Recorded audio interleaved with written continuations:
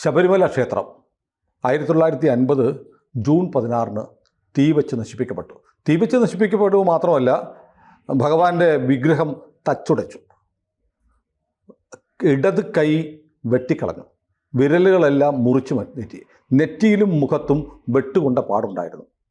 അങ്ങനെ ശബരിമല ക്ഷേത്രം കത്തിച്ച് വിഗ്രഹം തകർത്തു.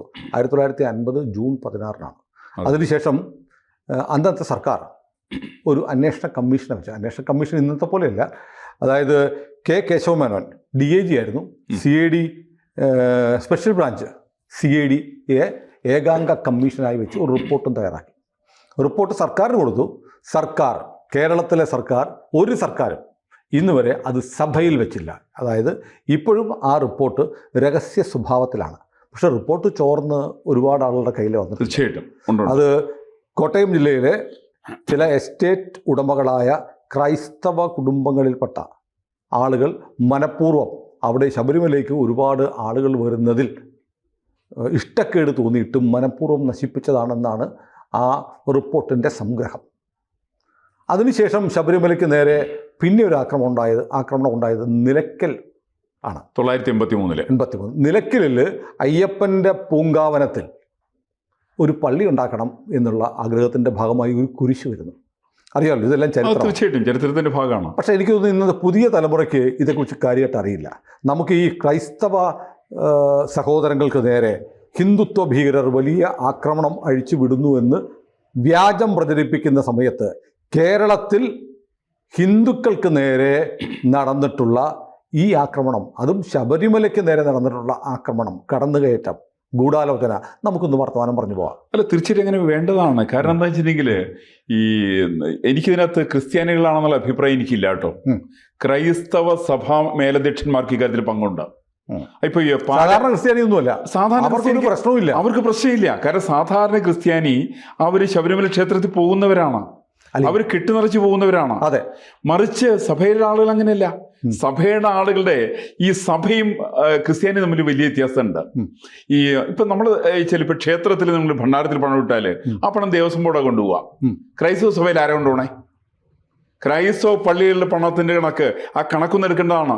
പള്ളിയിലച്ചന്മാർ അടിച്ചു മാറ്റുന്ന കണക്കാണ് കൂടുതൽ. അൽമായർ മാത്രം ബഹളം ഉണ്ടാക്കുന്നു. അൽമായർ ഒരുപാട് പ്രശ്നങ്ങൾ ഉണ്ടാക്കുന്നുണ്ട്. നന്ദേട്ട, ഇപ്പൊ നമ്മൾ ഈ ഷൂട്ട് തുടങ്ങും മുമ്പ് നമ്മൾ പറഞ്ഞില്ലേ, ഇപ്പോഴത്തെ കന്യാസ്ത്രീ വിവാദത്തിൽ നന്ദേട്ടൻ്റെയും എൻ്റെയും ഒരുപാട് ക്രൈസ്തവ സുഹൃത്തുക്കൾ ഇതൊന്നും വലിയ കാര്യമല്ല, അവരുടെ കയ്യിലിരിപ്പ് കൊണ്ടാണ് സംഭവിച്ചത് എന്ന് പറയുന്ന ഒരുപാട് ക്രൈസ്തവരെ നമുക്കറിയാം. ഒരുപാട് പേരെ നമുക്കറിയാം. ഞാൻ അതിന്റെ ഒരു അനുബന്ധമായിട്ട് ശബരിമലയായിട്ട് തുടർന്ന് പറഞ്ഞല്ല സംഭവം.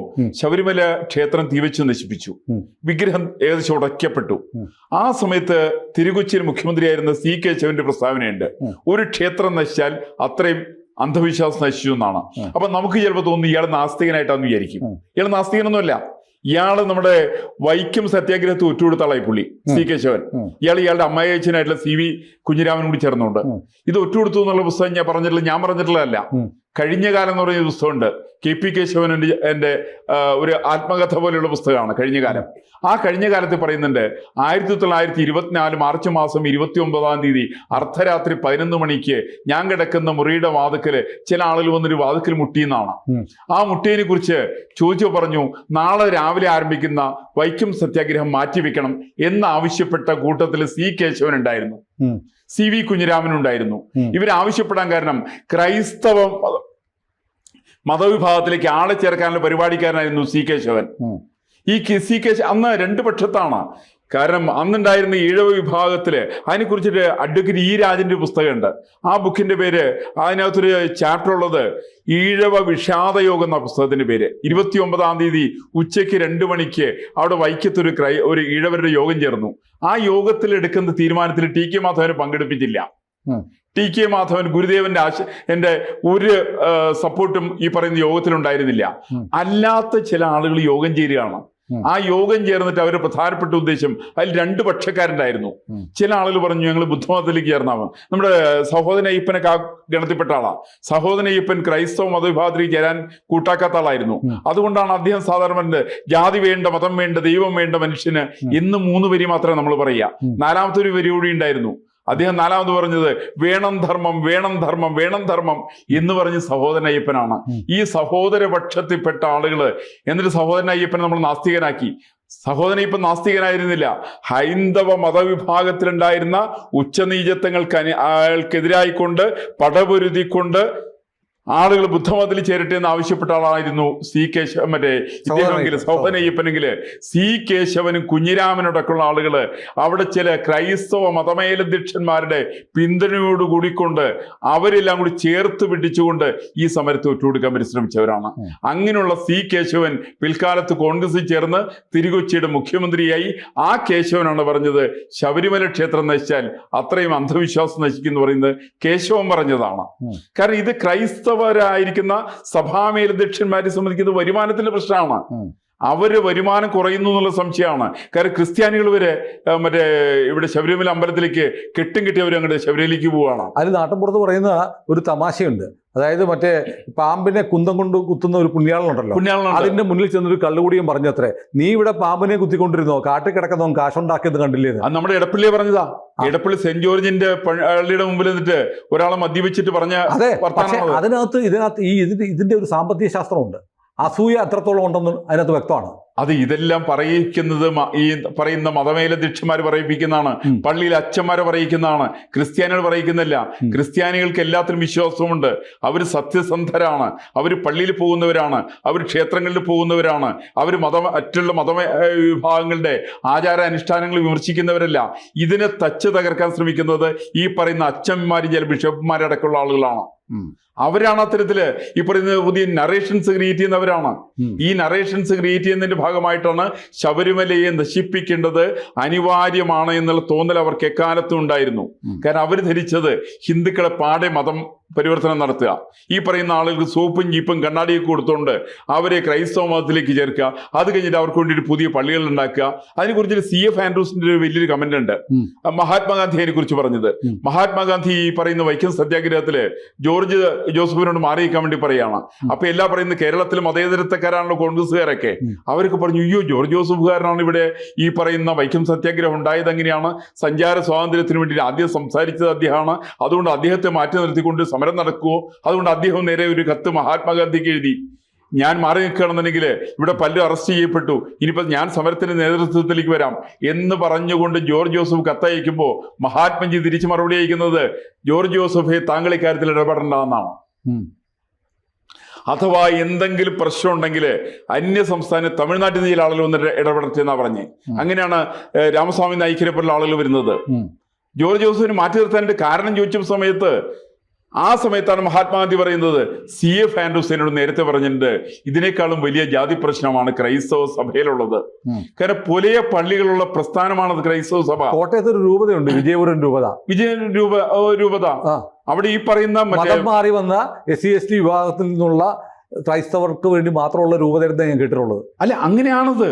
ഇവരൊരിക്കലും പുലയ സമുദായത്തിൽപ്പെട്ട ആളുകള് മതപരിവർത്തനം ചെയ്ത് ക്രൈസ്തവ സഭയിലേക്ക് വന്നാൽ അവർ ഈ പള്ളിക്കാർ അംഗീകരിക്കില്ല.